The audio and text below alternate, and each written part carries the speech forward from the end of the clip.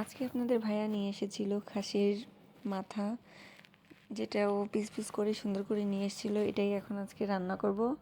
ও এর সাথে আমি আরও দিয়েছি খাসির ফাপসে বলেন, আর তিল কলিজা সব মিক্সড করে আসলে রান্নাটা করছি।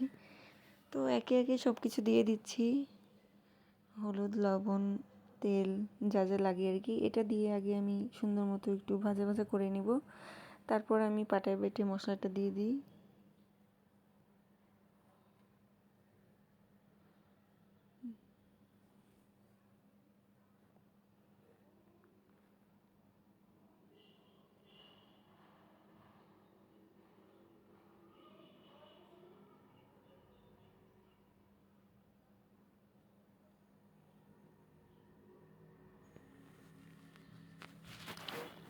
অনেক দিন ধরেই আপনাদের ভাইয়া খাসির মাথা আনবে বলছে, বাট আমি রাজি হচ্ছি না। আমার এটা তত একটা ভালো লাগে না, কিন্তু ওর খুব পছন্দ, তাই বললাম নিয়ে এসো, তোমার জন্য রান্না করে দিই। আমার আসলে খাসির মাংস বলেন, খাসির কোনো কিছুই খেতে ভালো লাগে না, একটু গন্ধ লাগে। আর এই গন্ধটা দূর করার জন্য আজকে আমি এখানে একটু জয়ফল দিয়ে দিয়েছি। দেখা যাক ওরা খেয়ে কী বলে, কেমন হয়েছে। আমি একে একে সবই দিয়ে দিচ্ছি, এর ভিতরে যা যা দেওয়া লাগবে আর কি।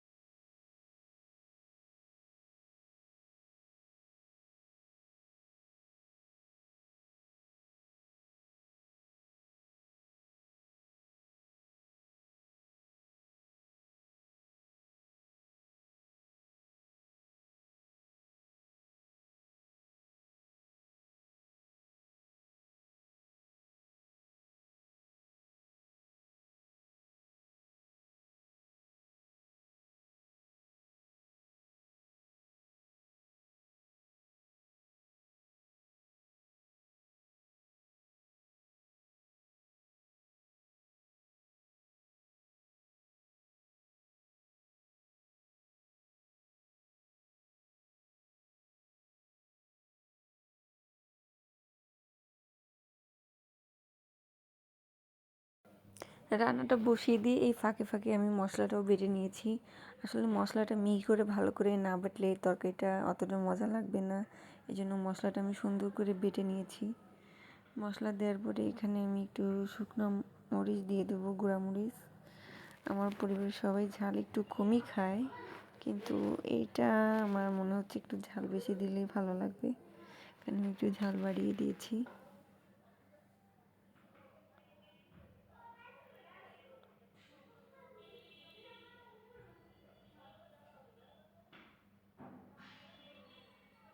যে যেখান থেকে আমার ভিডিওটা দেখছেন অবশ্যই বলবেন রান্নাটা কেমন হলো, আপনাদের কেমন লাগলো। একা হাতে রান্না করলে আসলে অনেক কিছু গুছিয়ে নিয়ে রান্না করতে হয়।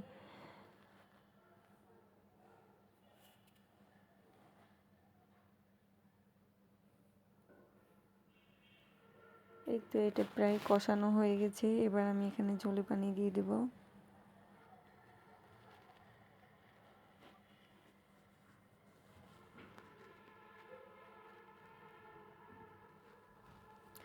আর একটা সত্যি কথা কি জানেন, রোজার সময় কোনো কিছুই কিন্তু আপনি লবণ টেস্ট করতে পারবেন না।